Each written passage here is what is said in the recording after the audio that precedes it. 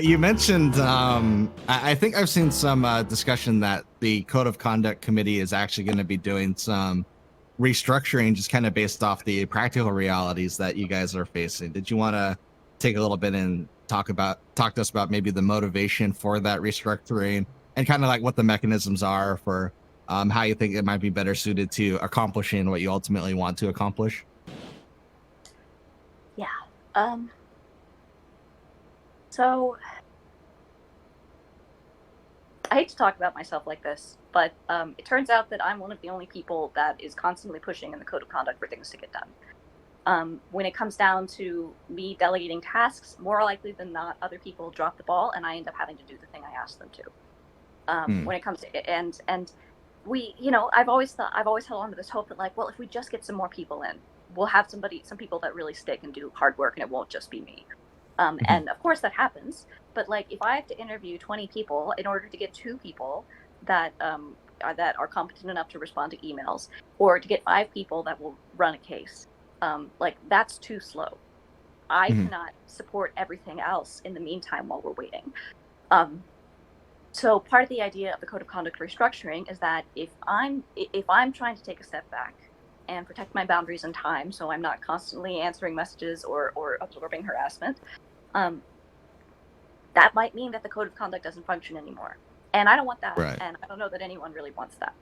So the idea being that if we restructured, it would protect my time and my sanity a little bit better, but Right. the overall workload would be less, so we could still be accomplishing things without yeah, me going crazy. Hmm. Mhm.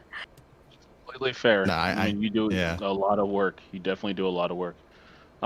This is a question, and I mean, I kind of alluded to this already. Like I was talking about, like on the regional side, do you ever think that it the code of conduct would benefit from having maybe more of a regional play there, like having some like people in those kind of dominant regions, especially like a SoCal, like New York, tri-state area, those kind of things, with some kind of panel to kind of help and elevate those things? Do you think that's something that we could pursue in the community, and do you think that would be a better way, or like what are your thoughts on that? My thoughts are a little bit jaded, which is we've tried that and people just disappear and don't do the work. Or, we when the Ally and Zach situation happened, we called on the five. We're like, hey, this match fixing issue is technically more of like a rules thing, but it's embedded in misconduct, and it was really hard to get the five to like agree to hear the case because they felt out of their depth. Right? There just aren't enough people that are committed enough, and that's not like a personal fault thing. That's also a structural thing of like people don't get paid to do code of conduct work. Yeah. A lot of it, we have training, but it takes a huge emotional cost to go through with even one case. Then like scheduling issues, like maybe you want to take on a case, but you have a test next week, and so you have to wait for the next cycle. Like there are all sorts of structural issues that prevent like if we talk about that ideal world again, the code of conduct would Yeah. only hear like the hardest cases that there are, the most complex and morally Right. difficult cases would be ours, right? Absolutely. And Absolutely. regional TOs would be trained and feel competent enough to say like, okay, if that person did this, that person set off the fire alarm at an event, I know what I can say to to like hold them accountable for that action, right? So ideally, in a perfect world, regional TOs would be taking care of things, and the code of conduct would just be a central resource. So whenever Hmm. somebody in New Jersey decides a ban, they send it to us and they're like, hey, this is what we decided, this is what our process was, and we could be like, all right, it'll go out in the next email, and then everybody knows, right? So information distribution, whether that's training TOs at the local level, or like I said, communicating when bans happen in one place to another, like that would be the strongest, most effective code of conduct that I can Mhm. imagine. Is it's most of it's taking place at the local level, except when it's cases of sexual assault or like training. It was Mhm. very necessary. Yeah, Absolutely. I know, absolutely. Yeah, I think. I was gonna add So, one more thing. I oh, don't know if you, oh Cosmo, yeah, Yeah, go go if ahead. you for it. want Go me for it. to. I was gonna say one last thing. Do you think there's a potential to outsource as well too? I mean, I know that just in general, like I said, my ex, she was really like big in the field. A couple friends were close in this, and I mean, I know that there's a lot of nonprofits out there as well, and I feel like for the scope of the community, I feel like there would be some that would be very interested in helping and support us in this way. And again, I mean, that's a whole task undertaking, going to all of them and talking to them about these things, of course, right? But I just wonder, even like for me in my time with like 2DG and everything like that, like just thinking about, is that a possible way where we can outsource that and have people come in and kind of help build that up, where it's like, okay, now you have people where it is their livelihood, they're experts, they're knowledgeable in this, and they're able to support as a resource. So then again, like you said, less, like it's less work overall on it, and in terms of like a you guys being the central, and you know, people can get that immediate help too from those sources like down on the ground floor. Hmm. Yeah, no, that would be so cool. And I think that actually the original harassment task force was kind of picked with that idea in mind. So like we had some people that are good at recruitment and some people that are good at writing or researching or whatever. And if we all, did our thing, then we could that we're good at, that we're experts at, then we could create a great product. The problem with translating that into action, sustained long-term action, is total lack of resources. So we've contacted many lawyers, and this is nobody. Although everyone's like, "Oh, this is a good thing you're doing," nobody's willing to work pro bono. Or when we created the sexual violence training, I spoke with a friend who I know personally, and even she, people need to be compensated for their time and their expertise, and we don't have any source of funding. I paid out of pocket for the trainings, and it's all very complex. Someone asked me recently, where can I donate to the code of conduct? And I said, well, technically, we are not a legal entity, which means that each of us individually take on the responsibility and the legal liability of whatever decision we make. There's no one entity that's the code of conduct that can be sued, for example, because the process of forming a nonprofit, which could then be donated to, requires a bunch of like tax work and paperwork and all that kind of stuff that I haven't had time to do, and I'm not even particularly good at doing that kind of stuff. And who, people, people are like, you should have a website. That would be better PR. And they're like, I'm going to join to build a website. And then like, I call for like, okay, where's the website building people? And like, nobody answers, right? Like, there's just not enough. Yeah. So I guess it seems like you're answering some of this question already, but it kind of struck my mind a little in policy development, which is kind of my background, as you can tell, as you probably can guess based off a lot of the more politically oriented questions that I've been asking. Much of the community focus in reaction to what happened in July seems to be on mitigating some of the risk factors, like the presence of alcohol, lack security, children at events, and things like that.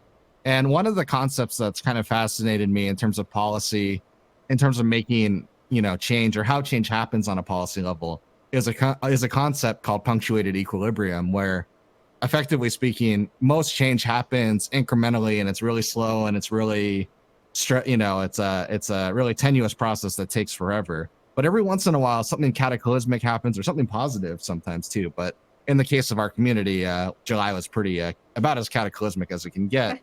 And usually that is enough to spawn, some sort of motivation or some sort of, collective willingness for change to take place. And I kind of wonder if some of these suggestions that have been put out in terms of how to meaningfully address the situation, while well-intentioned, might kind of be missing some of the mark, whether it's a policy that on a functional level won't address some of the misconduct, like for example, I don't know, banning kids from events might be problematic because a lot of the issues of being a predator on minors have happened in private Discord chats and things like that. So functionally that might be, while a good policy, limited. Or on the other side of it, some of them don't actually go through to address some of the power dynamics in the community, like we were talking about, in terms of relying on the TOs to make decisions on a lot of these things.